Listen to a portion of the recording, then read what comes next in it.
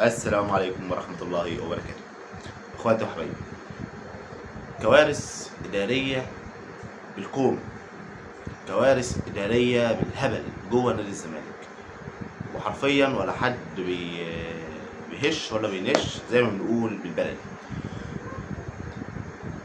عقد أحمد السيد زيزو 170 أو 160 مليون جنيه في 3 مواسم، في داخل دوري او داخل منظومه رياضيه اصلا ما بتجيبش ب 3 مليون جنيه عوائد او مكسب. السيزون بتاع احمد سيد زيزو متوسطه واقف بالحوافز بالبلا بلا بلا كله في رينج 55 مليون جنيه في السنه الواحده، متوسط في ال3 سنين. ليه؟ يعني ده احنا كنا بنقول مثلا 30 مليون جنيه التوتال بتاع زيزو، كنا بنقول كتير، بس يعني الدولار رفع وكده فقلنا ايه عادي بقت محصله بعضها، يعني مليون دولار فايه سهل وامرها بسيط. ولكن 50 مليون جنيه ولا 55 مليون جنيه، ايه يا جماعه الدماغ؟ يعني العامل العقد ده عامله بأنهي منطق؟ العامل العقد ده مش عارف ان في حاجه اسمها غرفه لبس وغرفه وهتبوظ؟ العامل العقد ده ادى 150 مليون جنيه في 3 مواسم، ويطلع يشتكي يقول لك مفيش موارد ماليه. طب طالما هو مفيش موارد ماليه، انا بطلع مفيش حاجه داخلالي، انا ليه اطلع 160 مليون جنيه في 3 مواسم؟ وانا في العلم انا في ال3 مواسم دول شركه النيل الراعي الرسمي ليا مش جايبه لي فلوس. انا مش فاكر الرقم، كان 50 مليون جنيه تقريبا في السنه الواحده. يعني انا متعاقد مع شركه او شركه، يعني الراعي الرسمي بتاعي بيجيب لي 50 او 60 مليون جنيه في السنه الواحده، وانا بدال زيزو ده يعني. وتطلع تشتكي من قله الموارد ومن نقص الفلوس عشان اللي عامل العقد ده واحد ما عندوش ضمير، ما عندوش رحمه، ما بيفهمش، ما عندوش الف ب اداره. اما انا اخلي لاعب احطه في السما في غرفه اللبس بتاعي، ولاعب تاني زي انا زي زيزو فتوح سوري، فتوح بياخد 7 مليون جنيه و6 مليون جنيه في السيزون. انت مستوعب ان زيزو اللي هو ما خدش اي حاجه السنه دي من ساعه ما العقد بتاعه اتجدد السنه اللي فاتت، اللي هو السيزون اللي خلص ده اول موسم ليه في العقد بتاعه الجديد. لكن تخيل ان زيزو ما خدش اي حاجه، خسر دوري، خسر افريقيا، خسر 2 سوبر، خسر كاس، خسر كل حاجه، خسر البطوله العربيه، خسر السوبر كاس لوسيل، خسر كل ده. وزيزو بياخد قد محمد الشناوي ومحمد عبد المنعم لا سيب علي معاهم محمد هاني مثلا، ونحط ياسر ابراهيم، ونحط عمرو السوليه معاهم مع مروان عطيه. فاهم؟ وزيزو لوحده بياخد قد 3 4 من فرقه الاهلي، و3 4 تقال مش قليلين. يعني لك ان تتخيل ان عبد المنعم بياخد في السيزون الواحد بتاعه 8 مليون جنيه او 6 مليون جنيه، ولسه هيترفع مرحله تانية ياخد 12 او 10 مليون جنيه في السنه. ما هو قال لك حاجه برضه، احنا اللي غلطانين ليه بقى؟ اما تلاقوا مجددين مع احمد الاحمر اسطوره كره اليد في نادي الزمالك وفي مصر ب 8 مليون جنيه في السنه، لعبه اصلا ما بتضرش، قصدي ما يعني ما بتدخلش للنادي مليون جنيه في السنه.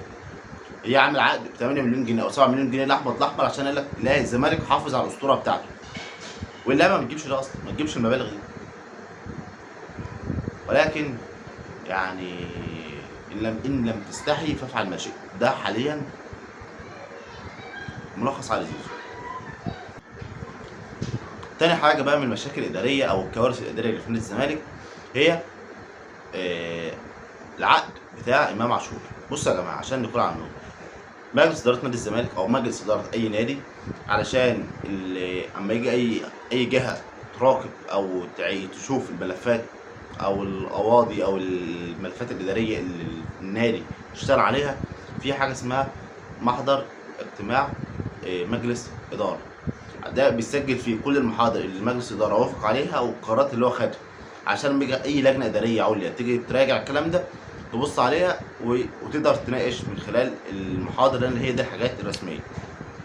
زي مثلا تذكره بسيطه كده، زي اما كان مرتضى منصور عايز يمشي فكان المجلس لازم يوافق او يعمل انعقاد مجلس اداره، فده ما عملش، فعشان كده احنا كنا بنقول اللي هو ما مشاش. كل ده كلام سوري، كلام على ورق في التلفزيونات وخلاص، لا اكتر ولا اقل. فامام عاشور اتباع، فلازم كان يتسجل في محضر مجلس اداره ان امام عاشور اتباع. لا هو ما سجلش. طب العقد بتاعه مش موجود. قلت له ليه؟ والله مش اللجنه الجديده اللي ماسكه نادي الزمالك حاليا بتقلب في الاوراق، وطبعا بتشوف الدنيا ماشيه ازاي، بتبص لقت مفيش ورقه واحده توحد ربنا بتقول ان امام عاشور خرج من نادي الزمالك ب 3 مليون دولار. ملقاش محضر محاضره اجتماعات مجلس الاداره مع الرئيس التنفيذي، فهي موجوده اصلا يعني، ده حاجه مسلم بها. ملقوش المحاضر بتاعه امام عاشور، رحيل امام عاشور.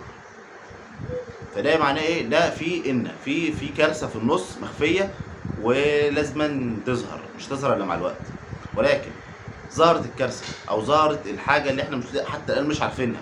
هل هيحصل تحقيق في الموضوع ولا يعدي مرور الكرام؟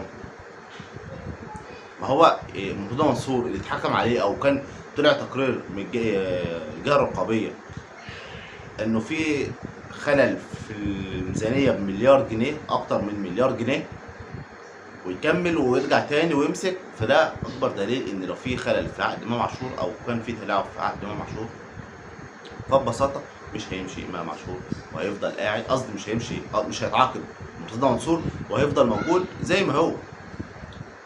ليه؟ الله اعلم. فيعني خبطتين في الراس توجع حرفيا، ولا محضر ولا عقد ولا، وتعمل لي عقود بخراب، عقود بخراب. يعني انا مش قادر والله موف اون من حته 170 مليون. ان شاء الله ربنا يزيد احمد زيزو، ملوش ذنب بالموضوع، ولكن الاداره اللي بتعمل كده حرفيا والله اداره ما عندهاش وعي او تخطيط. ب 2 جنيه، مش هقول لك ب 2 مليون، 2 جنيه بس.